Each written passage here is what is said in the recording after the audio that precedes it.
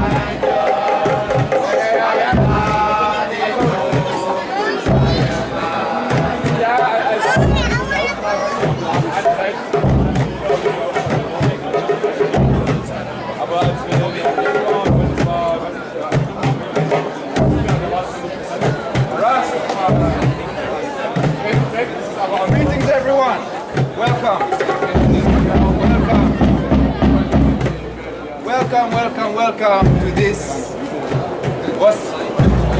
Basbola. What does that mean? No matter what. Come what may. So on this day, all of you have come here, not knowing exactly what you will find, what to expect, what you will see, and even us, we have actually come all the way from Holland, together with the Binghi Warriors, and the Rasta Intention. Rasta Intention is the name of this event. Rasta Intention. Everything starts with an intention. Everything starts with a will, with a desire.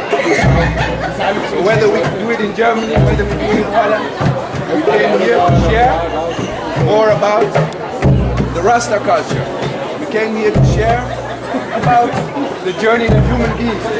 Not only Rasta culture, creative outside. Because some of you have seen outside, over there, some scientific exposition. And if you have paid attention, you've seen that it's all about cycles. It's all about cycles. Nothing can be lost. Use everything again. So in so doing, we have tried here today to incorporate science, music, and art, and the mind. Science is over there, presented by Mr. Wolfgang Onyeali and his friend. And the movie that many of you also came here to watch is Rasta Soul's Journey by this Donisha Prendergast, who happens also to be the granddaughter of Bob Marley, and she will share with you later the journey she took to understand the roots of the Rasta culture, the Rasta movement all over this globe. Now, after the Binghis will play their drums, the movie will be shown around 8:30, I would say. And until then, now, please try to join. You can clap, you can dance, you can be free. Because you came here because of bus all. Come what may. So don't limit yourself in the box that you sit. But step outside of the box and try to be free.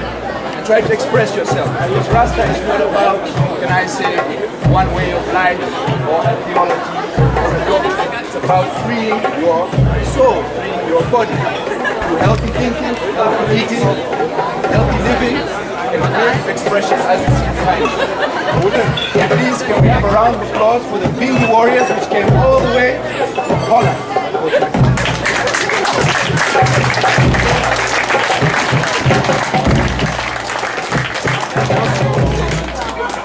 Like to thank the organizers for helping us to host this, because as you can see, everything, most of this is free.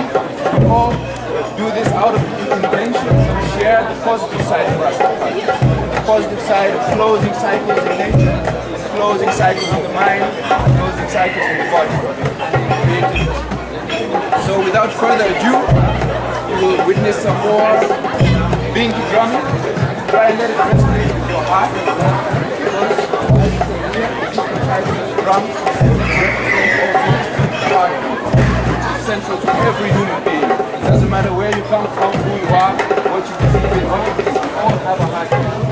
It's under this common heartbeat, under this common feeling, that we are all here today. So feel free to share. And please, Donisha Prendergast, welcome, because she actually came all the way from Miami, Jamaica, Miami, and lots of places. And we even feared she wouldn't come because of visa and everything, so for some reason, God, the powers that be, brought us all here together. So she has come here and she will share her story later, the film over there, and now maybe a chant with Binghis, if you will, maybe a song that you know, you can discuss with them. Alright, greetings brothers and sisters. Greetings. My name is Donisha, and like my brother said, I've come all the way from Kingston, Jamaica to be with you this evening to share a little bit about Rastafari, about the roots and evolution Because everybody knows Bob Marley. Everybody knows a little reggae song. But not many people know the root of it. Why it is that we wear these dreadlocks. Why it is that we eat vegetarian. Why it is that we smoke our ganja. All of these things need to be discussed. We are living in a global village. It's no longer country to country. We are all a part of the same whole. So this evening will be a great interaction. And I encourage you to talk to me, ask me questions. I would like to ask you questions. And let's share a little. Irie? Irie. Irie? Irie. Irie. Alright, nice. So we're gonna chant for about 10 minutes, then we'll head inside to watch the movie. And let me warn you, it's a serious journey. We'll be traveling to 8 countries around the world. So put on your hiking boots and get your notebooks ready. We'll be taking a journey. Alright? So see you in a few. Blessed love.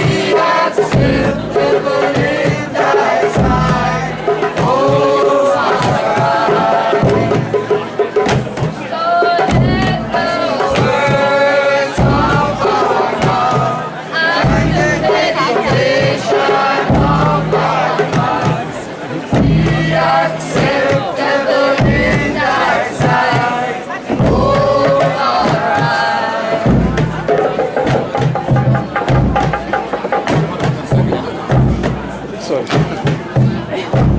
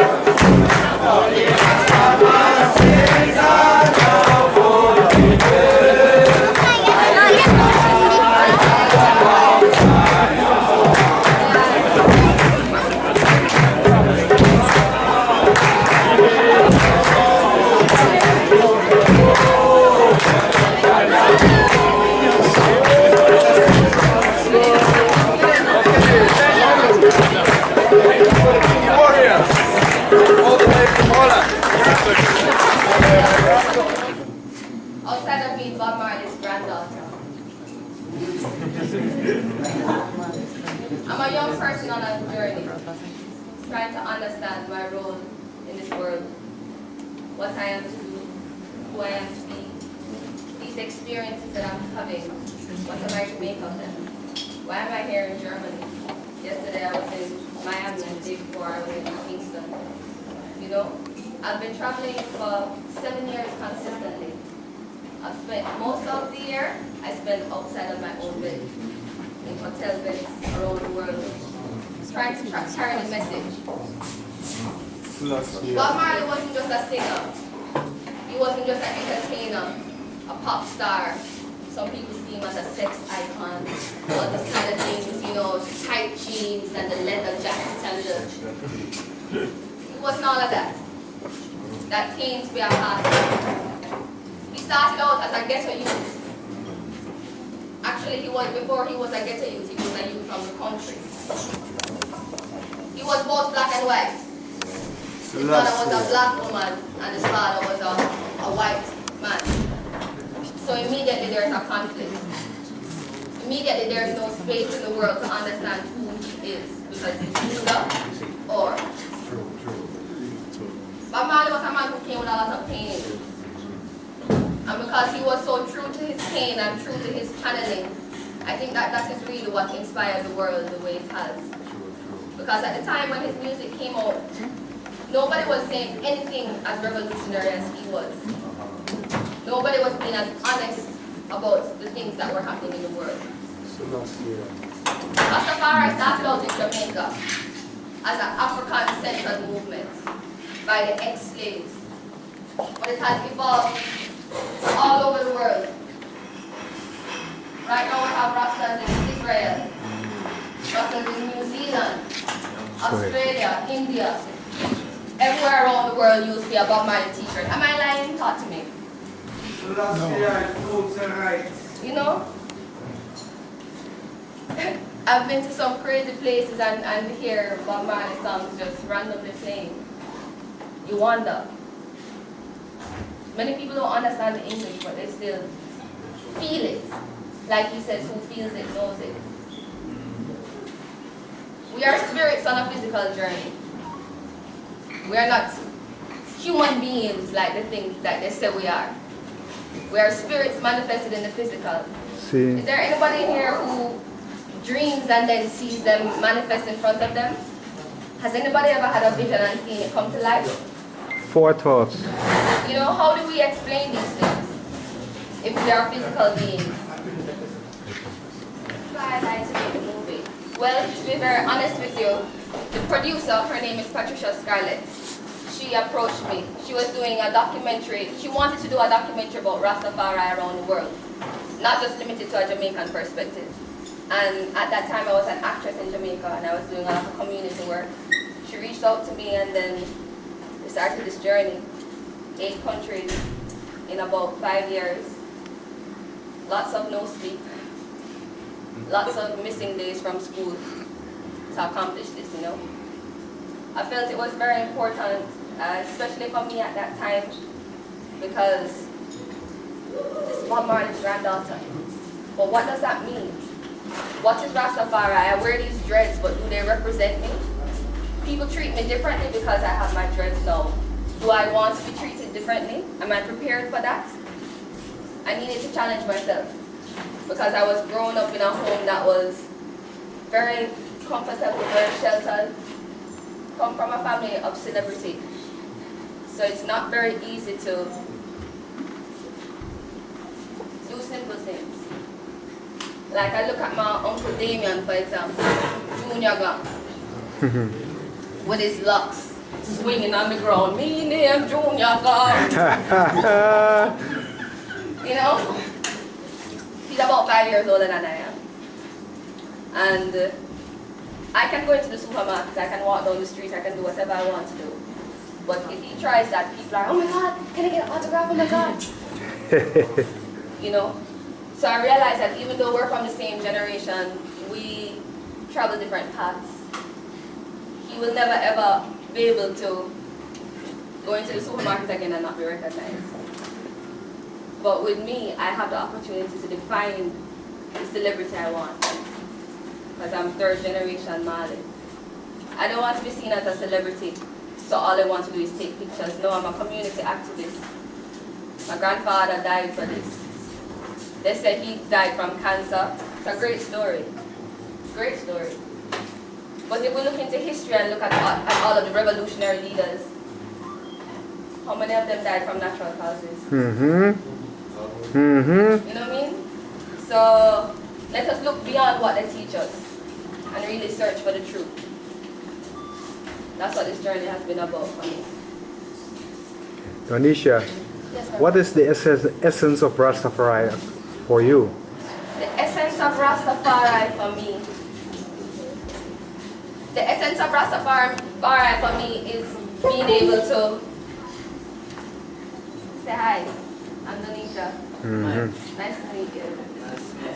Hi, sister. Hi. I'm Donisha. I'm Anna. Nice to meet you.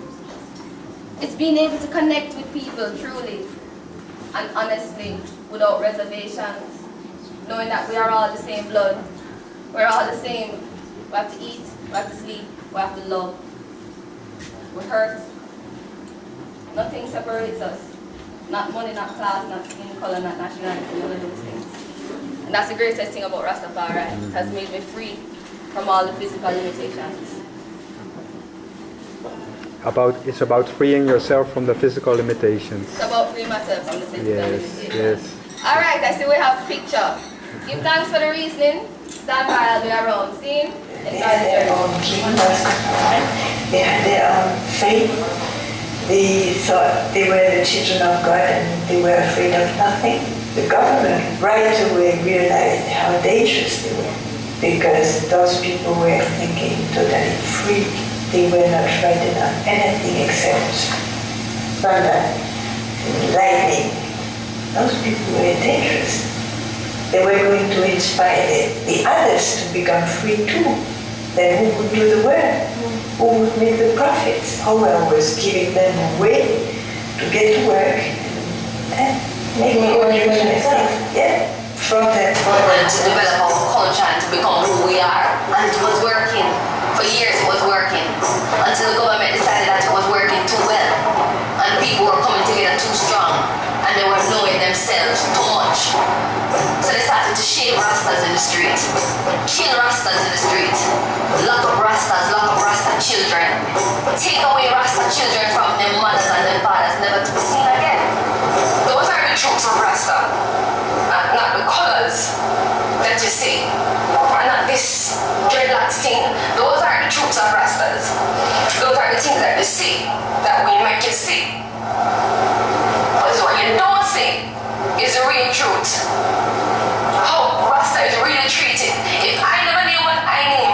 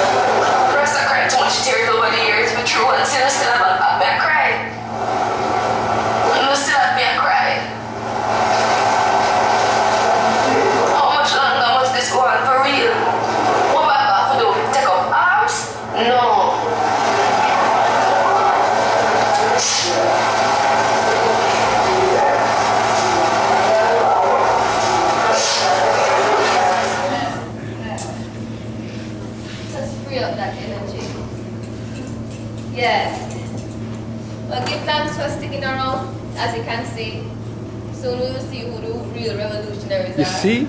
Like my grandfather said, you know. So thanks for sticking around.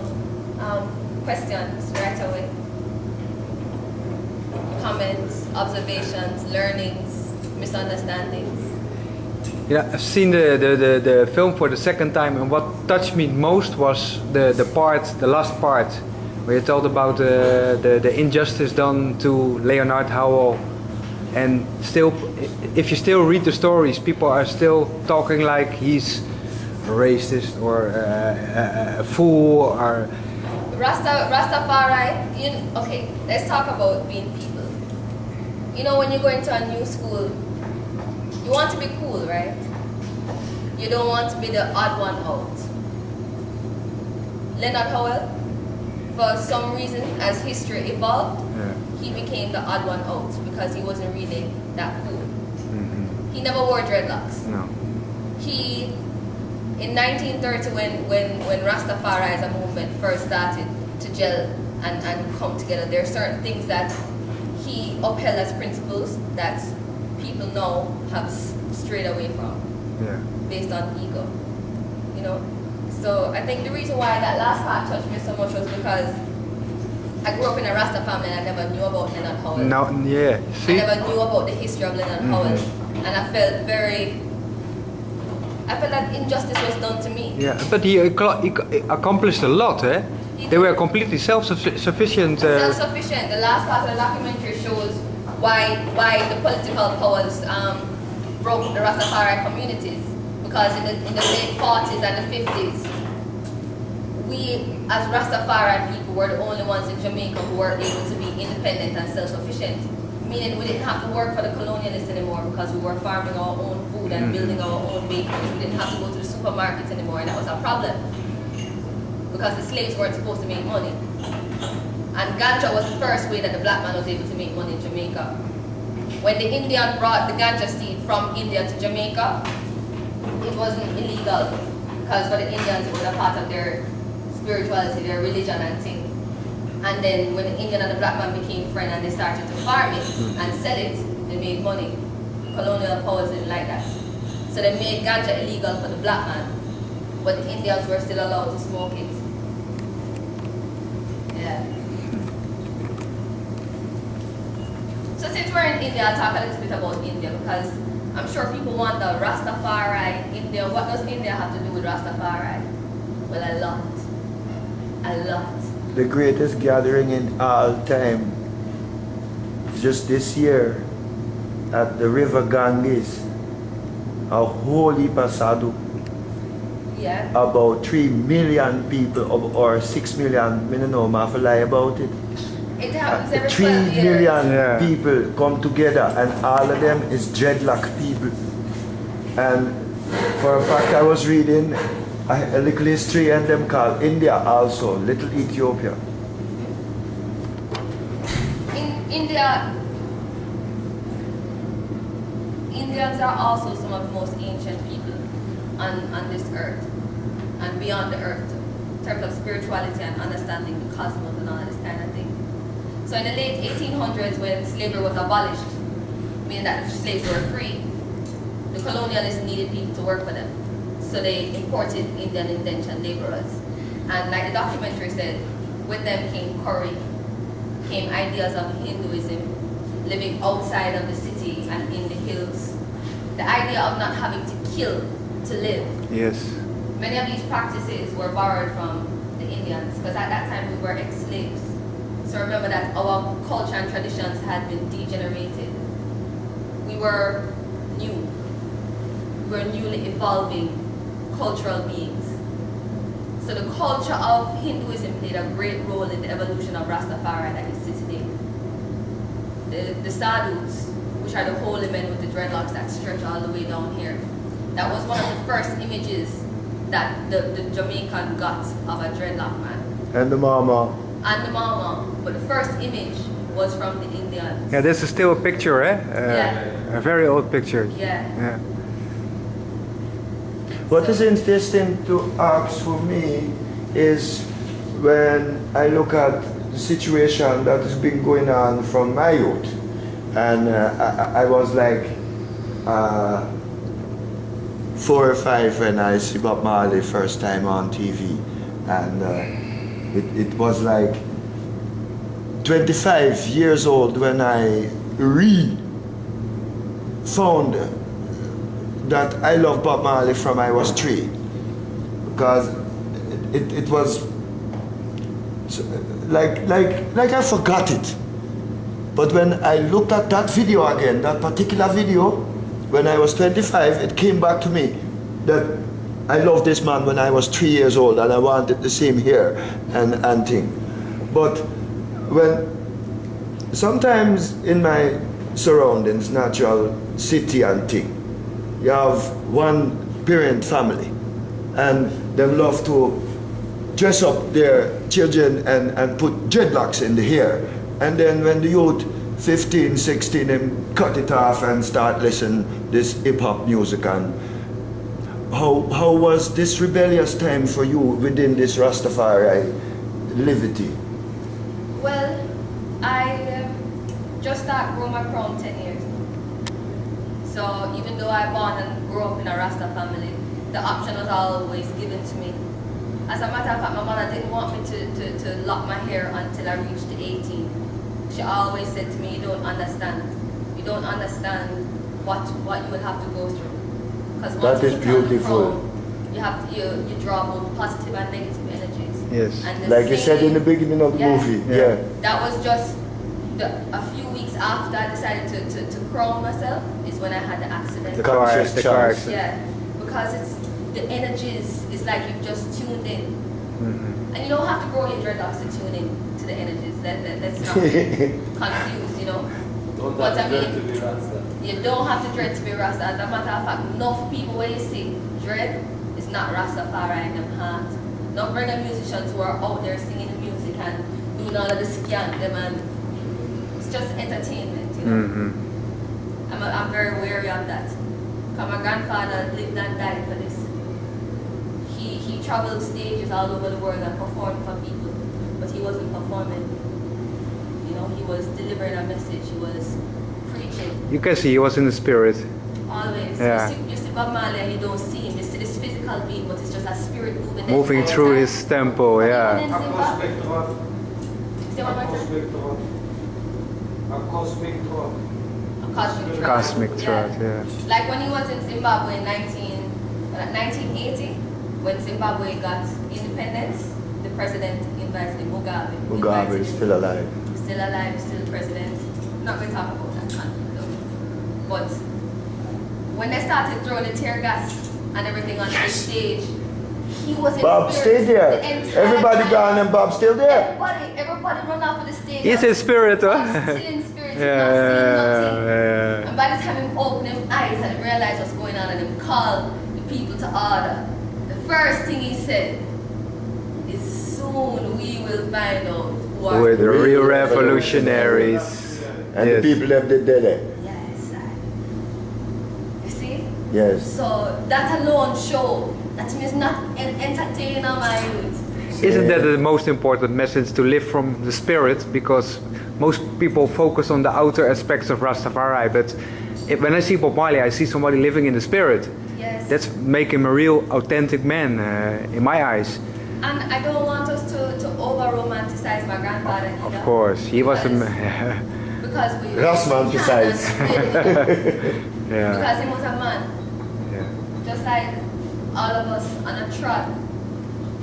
The things that made him special is the fact that he let go of the world. He let go of opinions.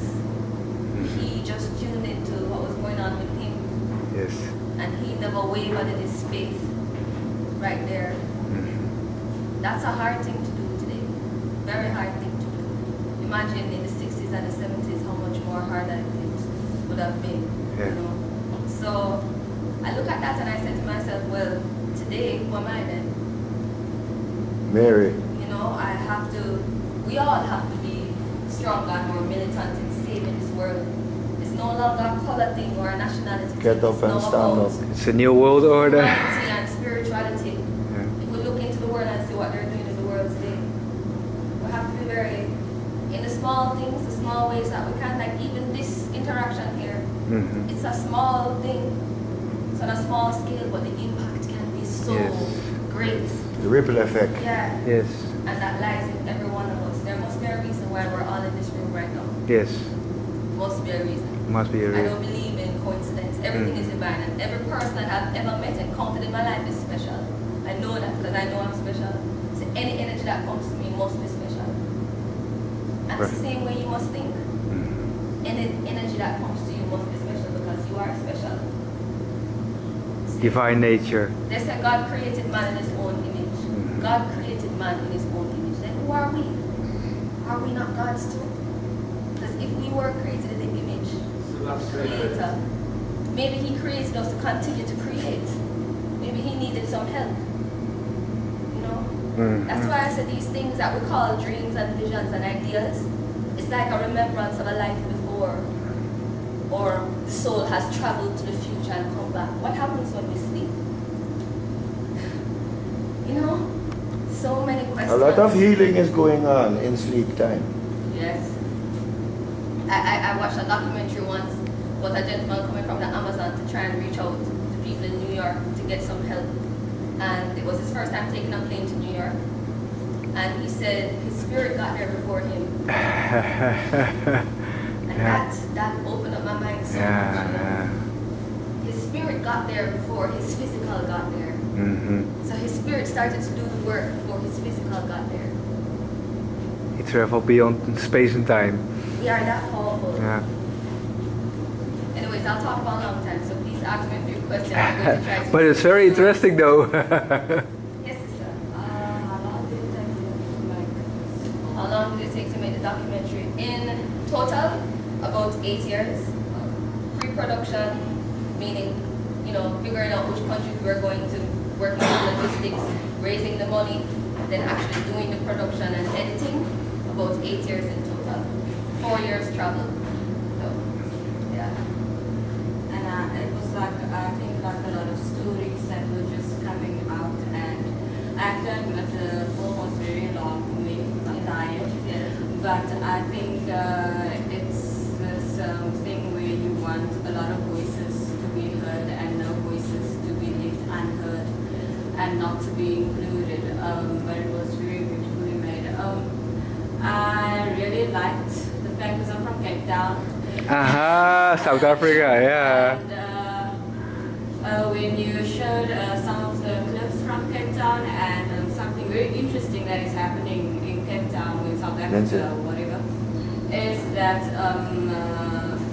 Rasta, I'm not so very much clued up on terms and stuff like that, but the whole lifestyle or practice of being Rastafari is very much included these days in the politics of indigeneity, the politics of identity, and especially the people that you were talking to in Cape Town, they would be seen as colored and not black.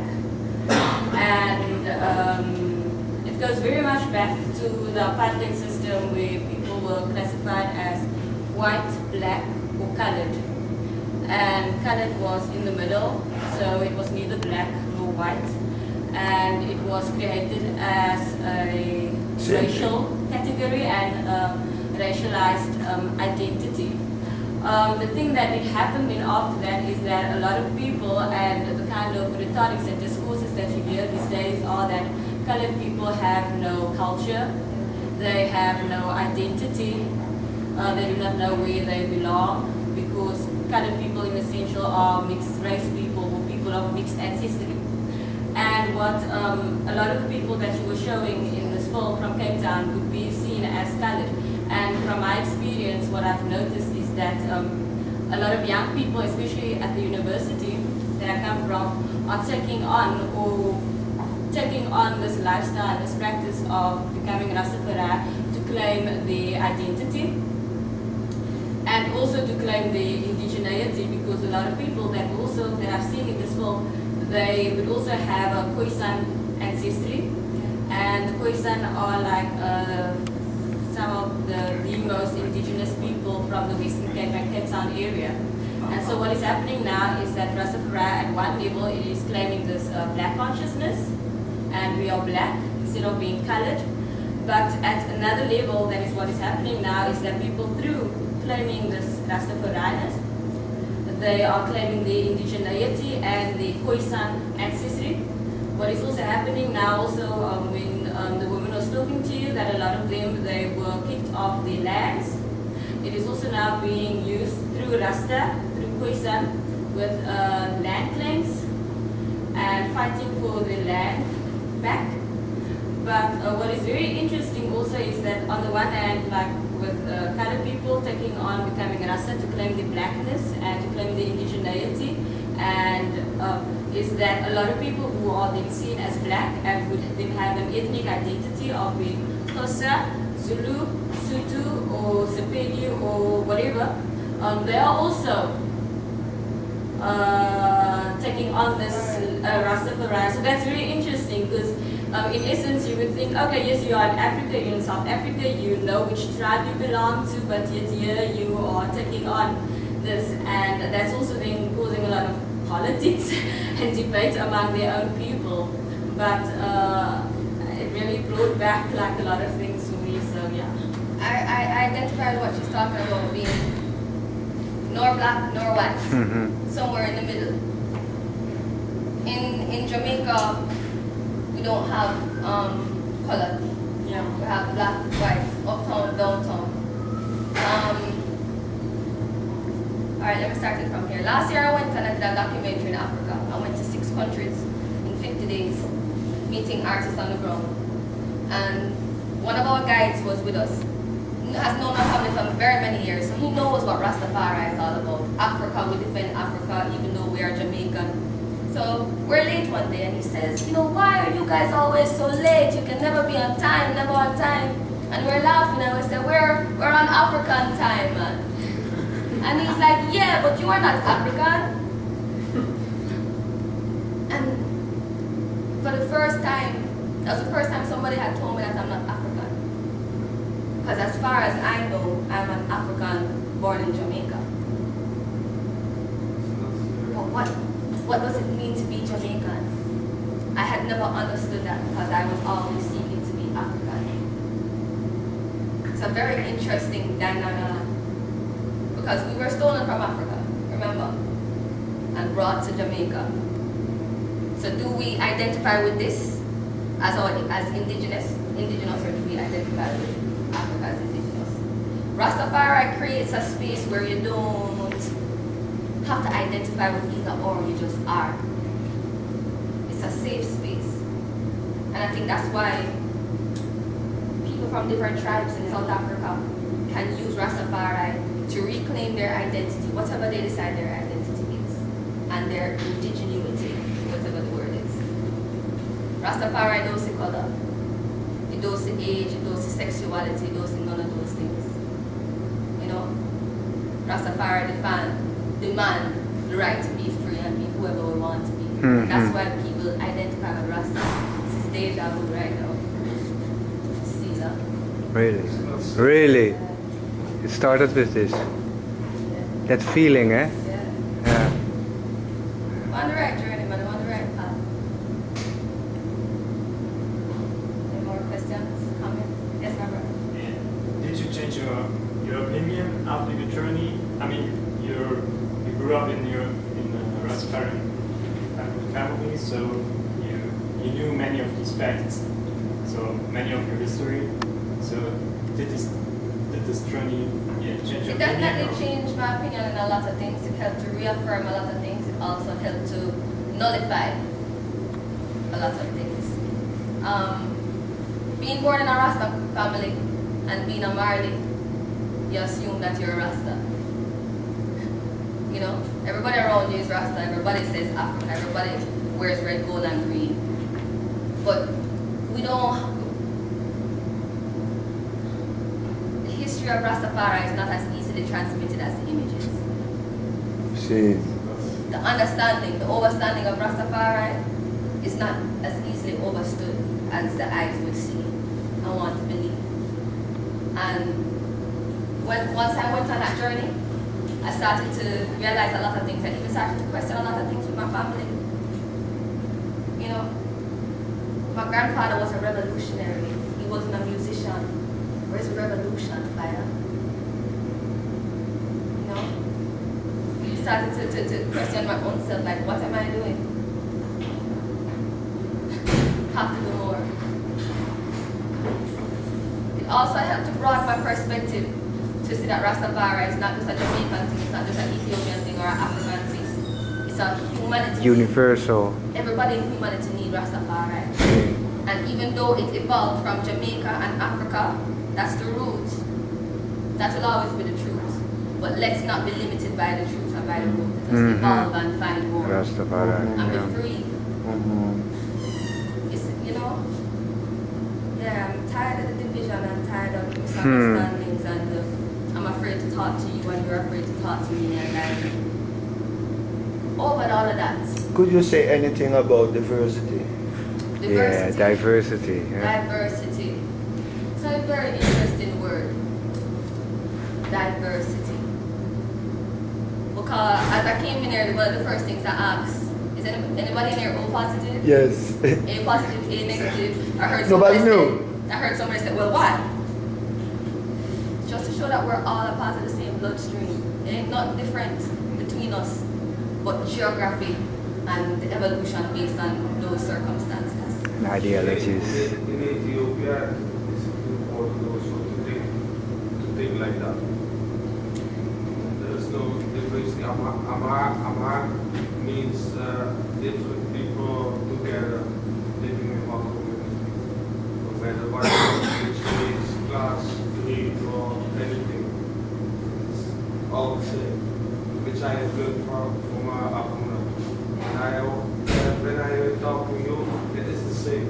It's the same thing.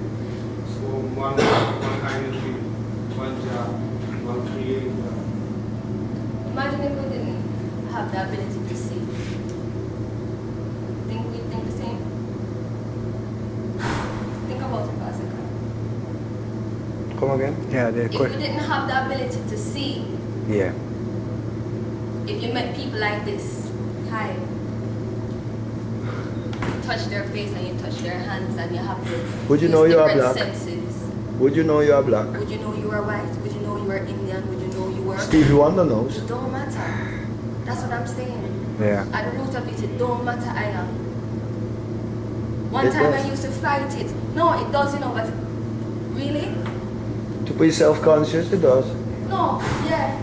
But overstand, but in the same breath, at the end of the day, if I have to give you blood, I have to give you blood.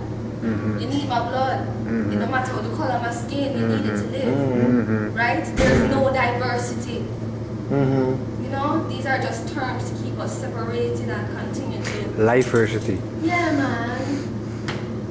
You know, I want my children to be born into a world where they can feel free to just hug people, man. Really. Really. That's why we need to live from the spirit, Rasta. because the spirit is beyond all those separations. Yeah. We have to live from that space because the physical hurts so much. Yes. It hurts so much. When you, man, so much trouble in the world. I really understand what Bob was talking about. It hurts when you really take it on, you know. That's why you have to give love. Give a little, take a little, then give a little, one more time. Yeah. It's serious. Yes. But you think about this thought. Imagine a war, but nobody would go there. Imagine a war, but nobody would go there. War. It's a hippie thought, you know. I grew up in the 70s, 80s, being a youth, and we used to see those stickers, bumper stickers on cars that said, no nuclear energy, no nuclear bomb. And when we look at the youth now, I think they need more inspiration and motivation, because it's like they turn a blind eye to the facts. And you know, I am happy that people like you and writers and singers and people who are inspired by the divine to uplift the people them by different angle, because some people is musician and use music as a tool. Some people are writer and use word and book as tool, and I hear that I as an actor and use Life as my tool. yes yes sir. Yes, sir. Yes, sir. Good statement. Yes. Anything and everything that comes. Any goals and aspirations in the future, Donisha? Yeah, man. Continue to Tell me live about free, just like now. This is my future presently.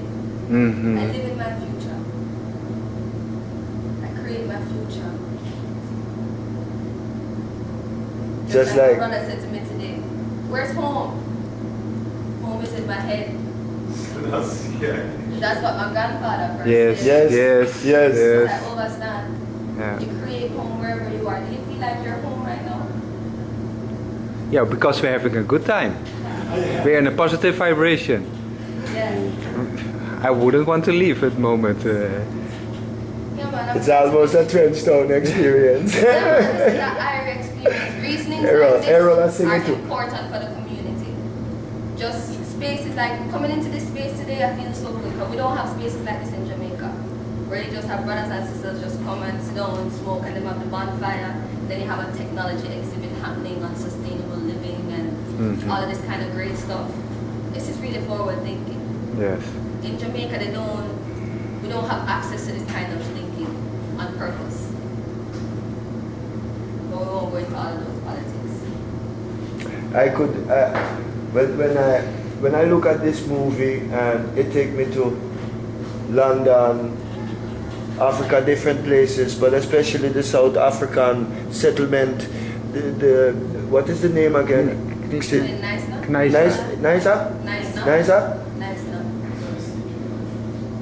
We could use something like that in Europe, but it will be very hard to put up something like that in Europe, because everything is state or church or private owned, and before you set up a little plan like that, they will wipe it off the board immediately.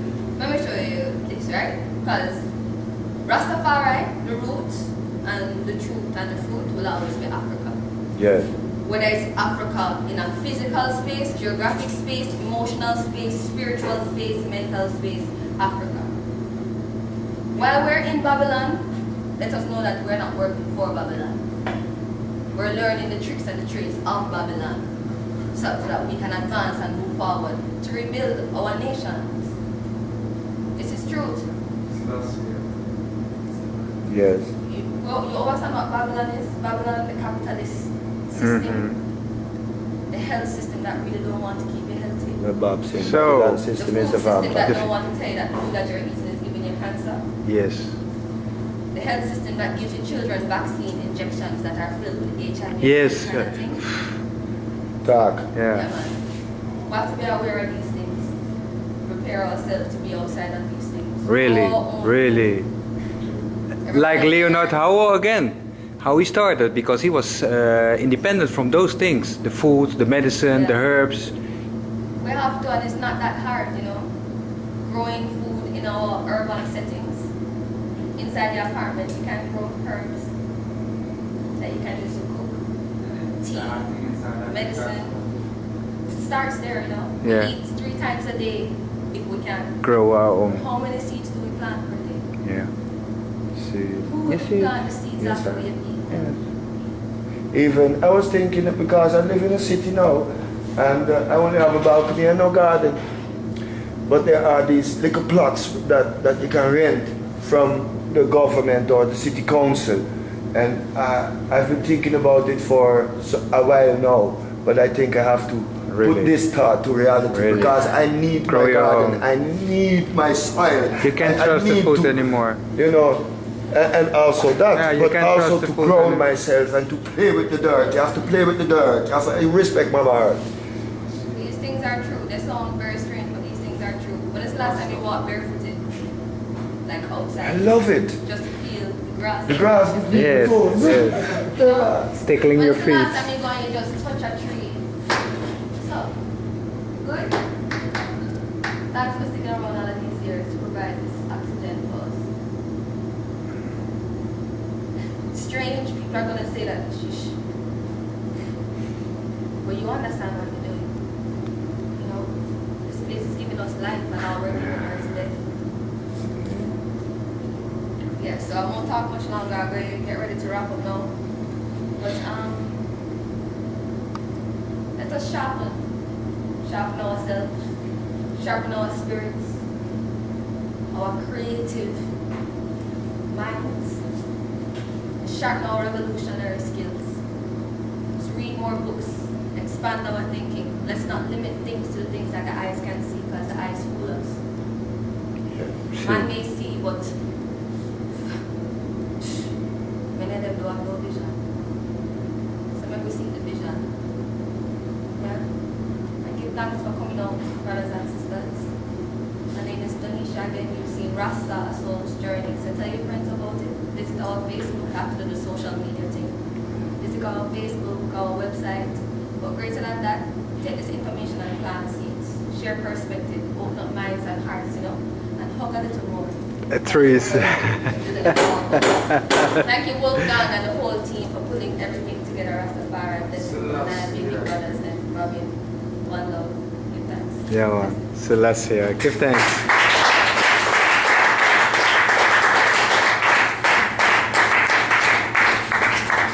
So, well done, people.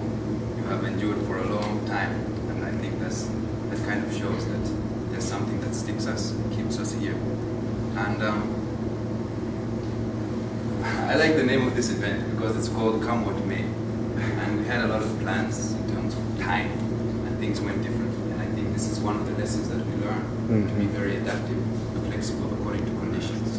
But very important though is that we keep a vision, because the fact that I'm standing here in front of you, that Mr. Wolfgang Onyeali is here, it actually just started as an idea, as a thought of two guys sitting in a room, getting really excited when you share something that you already see happening, something that is happening, like what you said, in the future, and you feel it in the present. It basically means that it is in the present, it's in your heart already. And if you persist through it, even though there are huge challenges, always, it'll happen, and that's why you're here. So I'm very grateful and honored to have you all here, including Donisha, including the Binghi Warriors, including my friend Onyeali, all of you. And on that note, on the note of visions, if any of you notice, there's still a workshop over there. It's called Dare to Dream, and the focus is actually very much on you guys and trying to spark that which your visions are and how to realize those visions based upon a true story, me, but then that's just an inspiration of the few things that happen in my life, but also based upon what we can teach each other, because it's not about me, it's about sharing your dreams. So I think it's very important that that we take a first step. Now you can take a first step to the workshop, but that's your choice. But more valuable is that you dare to take the first step and dare to fall. So those of you who still have time and interest, you're very much welcome. The workshop starts in 5 minutes. And if you're going or if you're not going, seeing that it starts a lot later, maybe you could help us out and share with the people to say that the workshop Dare to Dream is about to begin. That is why, because I can't be everywhere. Quickly about this fire, I think it's very important. Fire hurts, fire burns. Fire is something that, can I say, in nature, if you have something that's alive, it's the dead thing that fire is going to burn away. This fire is going to consume, they say, isn't it?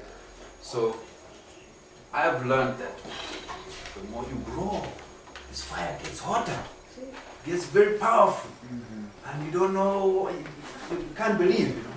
But by God's grace, by God's grace, by the gift that you have all been given, somehow you're able to persevere through it. And how can you convert this fire again, not be a waste? Convert this fear, convert this danger, convert these problems, convert this depression, because it's out of depression and pure being at the bottom of the pit. It's in that dark place where I saw God. It's in that place where I got to you.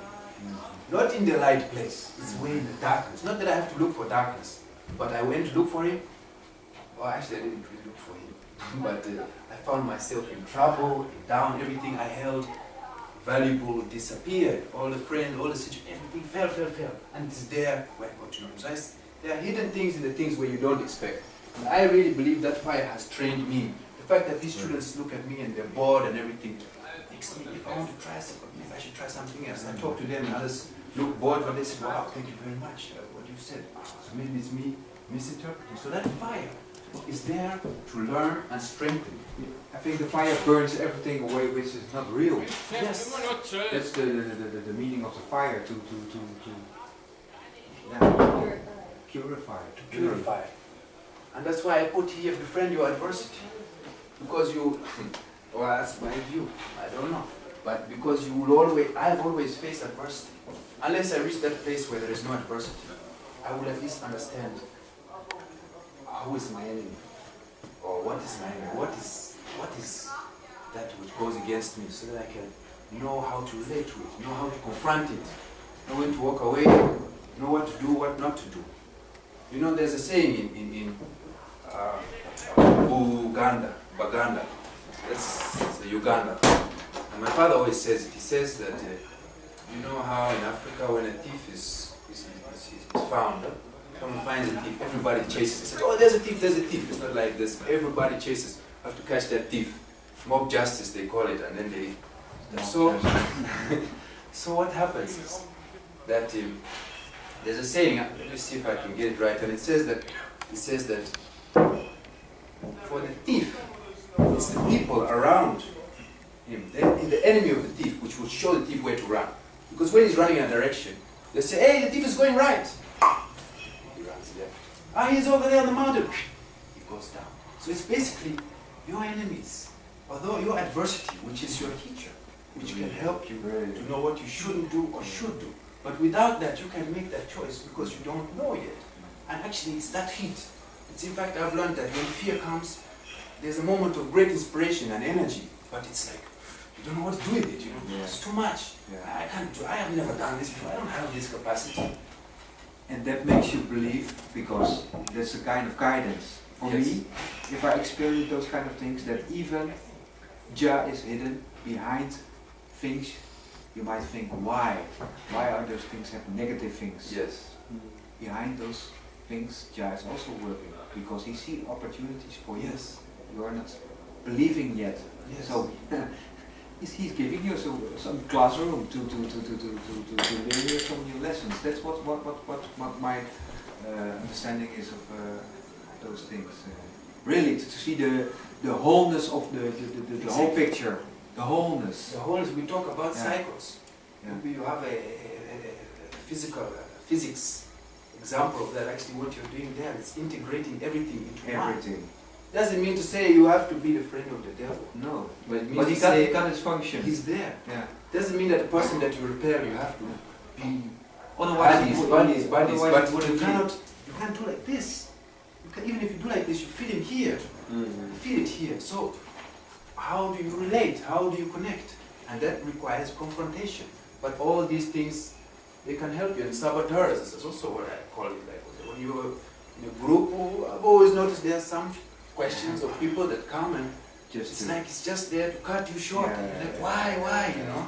You know, this is help. Why do you always have to look for the gaps and the holes and the problems? But it's these people, it's these things that show you your gaps.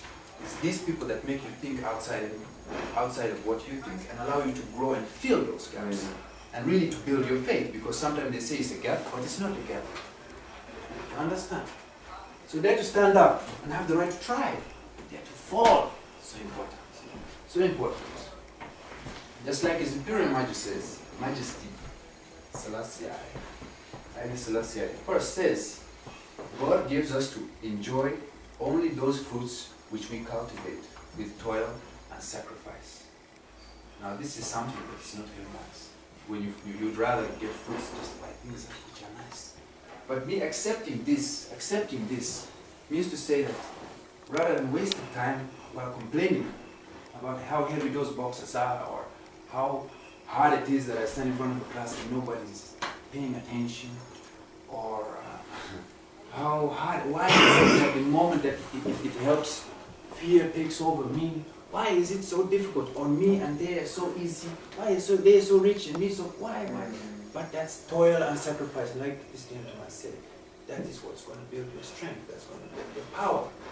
So I've seen that sacrifice, it means also offering. I work like a crazy man, but I didn't even know what I was looking for. Giving myself to a vision that nobody had and nobody believed, but in the end was manifested.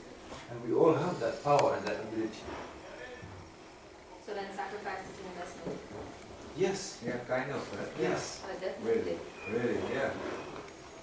But it's very...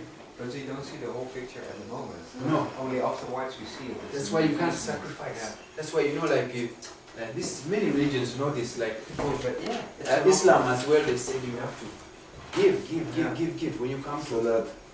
Salat?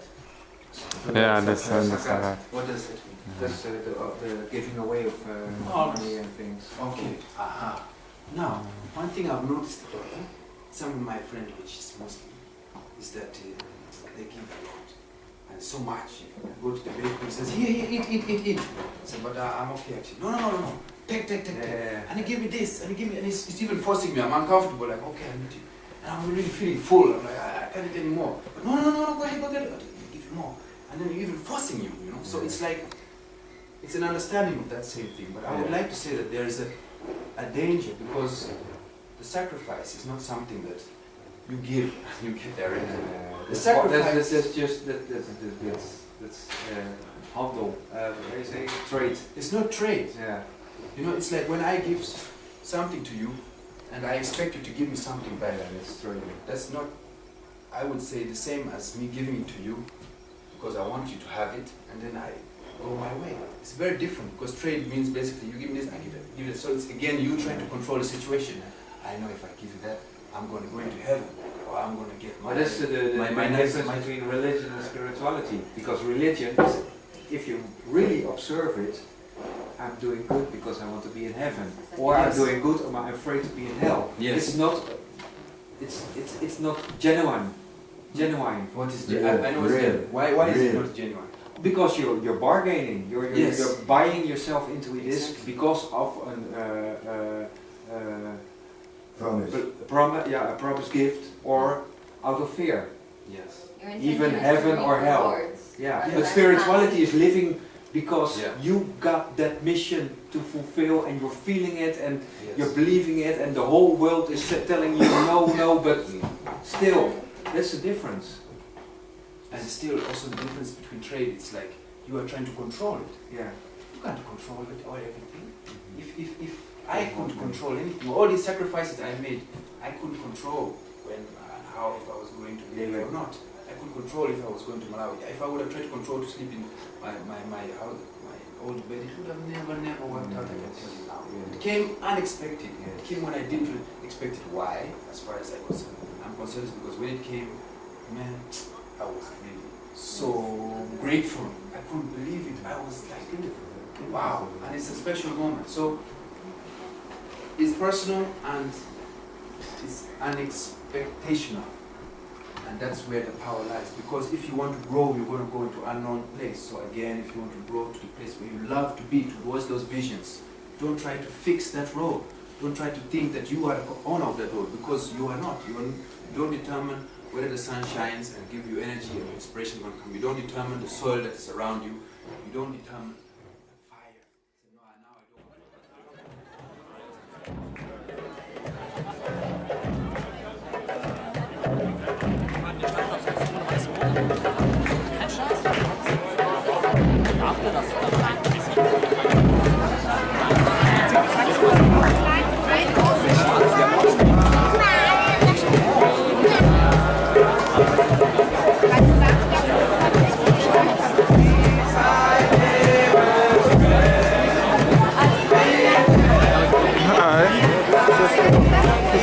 Peppermint? Peppermint. Okay, we'll get you on it. Okay.